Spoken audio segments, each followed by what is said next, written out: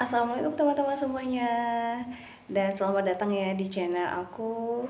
Dan terima kasih sudah subscribe juga. Di video kali ini aku mau berbagi cerita bahwasanya dalam kita mendongeng, ya kan, ada pertanyaan dari teman-teman yang sering menanyakan kalau misalnya kita mendongeng itu wajib nggak sih kita harus bisa gonta-ganti suara. Nah, perlu ya tekankan, misalnya dalam kita mendongeng itu nggak wajib ya kita harus pandai dan ahli dalam menukar suara atau juga sulap suara seperti itu. Tapi dengan kita memiliki keahlian dalam menukar suara atau mengganti suara kita, itu lebih menarik audiens kita gitu.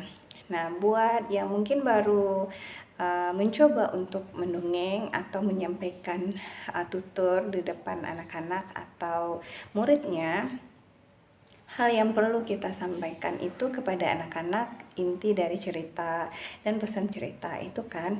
Cuman dalam kita menyampaikan cerita tersebut tentu ada dong cara supaya cerita kita itu lebih menarik, cerita kita itu lebih mudah dipahami oleh anak-anak. Karena tidak mudah kan dalam kita menyampaikan cerita, anak-anak itu fokusnya cuman bisa dibilang sebentar, paling tidak 15 menit.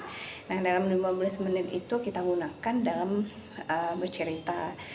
Otomatis kita memiliki gaya dan juga metode agar cerita kita ini sampai ke anak-anak dan bisa dipahami oleh audiens kita seperti itu. Jadi bukan wajib sih sebenarnya, tapi ya perlu digarisbawahi dengan kita memiliki keahlian dan kita terus belajar bagaimana cara menukar suara, itu lebih baik dan lebih bagus dalam menyampaikan cerita gitu. Dan itu mesti harus latihan.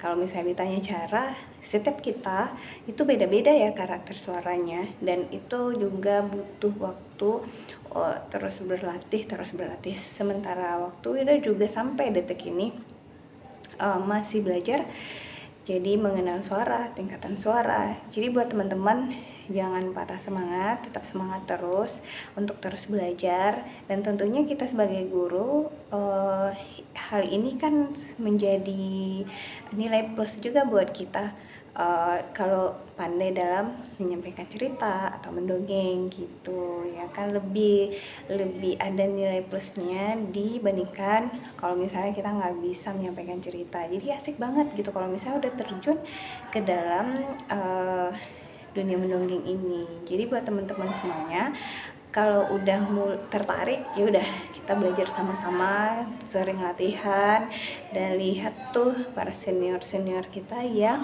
lebih dahulu terjun ke dalam dunia storytelling.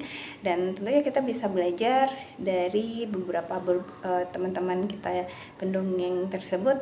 Kita bisa melihat aktivitas mereka, kemudian gimana mereka performnya di panggung, penguasaan panggungnya, dan tentunya hal-hal tersebut bisa kita ambil positifnya. Jadi teman-teman tetap semangat ya, walaupun untuk sekarang ini belum bisa untuk gonta-ganti suara, karakter suaranya, atau mungkin belum terbiasa gitu kan menukar suara. Itu nggak apa-apa, karena memang dalam proses belajar itu kita nikmatin aja gimana alurnya seperti itu. Tapi yang perlu digarisbawahi sekali lagi adalah kita tetap semangat, terus belajar, dan jangan menyerah ya. Kalau misalnya bilang nggak bisa terus kita nggak mencoba, rugi banget misalnya gitu kan.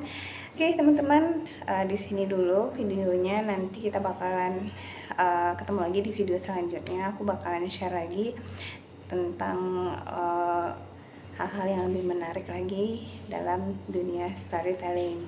Makanya tonton terus video aku ya. Terima kasih sudah menonton dan sampai jumpa di video selanjutnya. Bye. Assalamualaikum.